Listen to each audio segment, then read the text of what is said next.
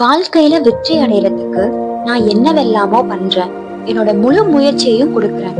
ஆனா எனக்கு வெற்றி கிடைக்கிறதே இல்லை அப்படின்னு ரொம்ப கவலையா இருக்கீங்களா? அப்போ இந்த பதிவு உங்களுக்காக தான்.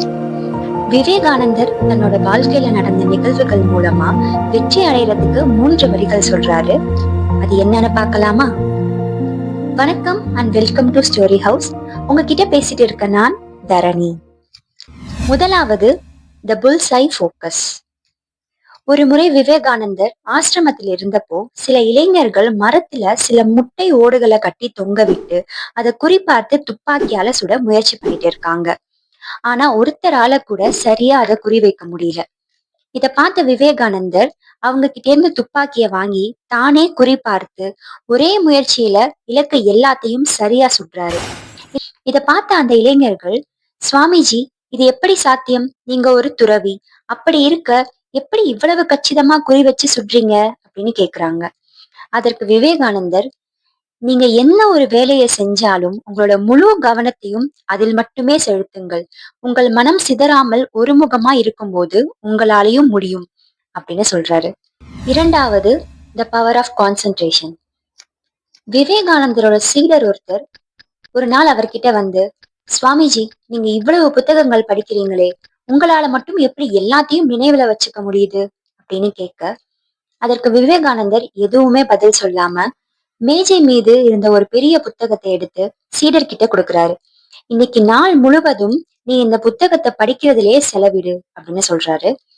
அவரும் ஒரு நாள் முழுக்க அந்த புத்தகத்தை படிக்க முயற்சி பண்றாரு. ஆனா அவரால முடியல. மாலை அந்த சீடர் திரும்பி விவேகானந்தர் கிட்டேயே வந்து, சுவாமிஜி, என்னால இதை முழுசா படிக்க முடியல, பல பக்கங்கள் எனக்கு புரியவே இல்லை அப்படின்னு சொல்றாரு.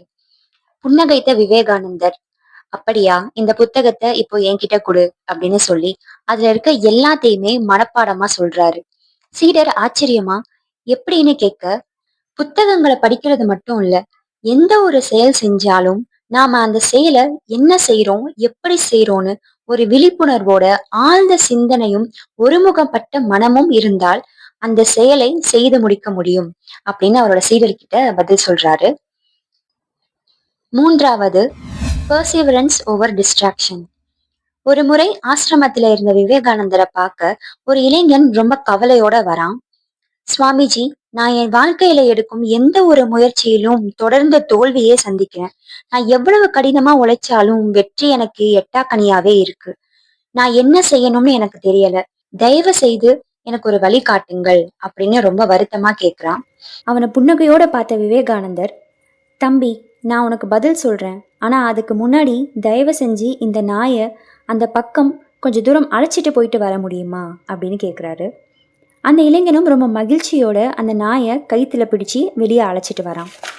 கொஞ்ச நேரம் கழிச்சு ஆசிரமத்துக்கு திரும்புறான். ஆனா அந்த நாய் மட்டும் ரொம்ப சோர்வாகவும் மூச்சு இறைத்தபடியும் இருக்கு. அந்த இளைஞன் ரொம்ப சாதாரணமா இருக்கான். இதை பார்த்த விவேகானந்தர், நீ சாதாரணமா இருக்க, நாய் ஏன் இவ்வளோ சோர்வா இருக்குன்னு கேட்குறாரு. அதற்கு அந்த இளைஞன், இல்லை சுவாமி, அது நல்லா தான் இருந்துச்சு. வழியில் ஒரு சின்ன எலியை பார்த்ததும் அந்த எலியை துரத்தி பிடிக்கிறேன்னு ஓடிடுச்சு. ஆனால் அதையும் பிடிக்காம திசை மாறி அங்கேயும் இங்கேயும் ஓட ஆரம்பிச்சிருச்சு. அதனால தான் இவ்வளோ களைப்பாக இருக்குது அப்படின்னு பதில் சொல்கிறான். இளைஞனோட பதிலை கேட்ட விவேகானந்தர், தம்பி, இதுதான் நீ கேட்ட கேள்விக்கான பதில். உன்னுடைய வாழ்க்கையின் லட்சியமும் அந்த எலி மாதிரி.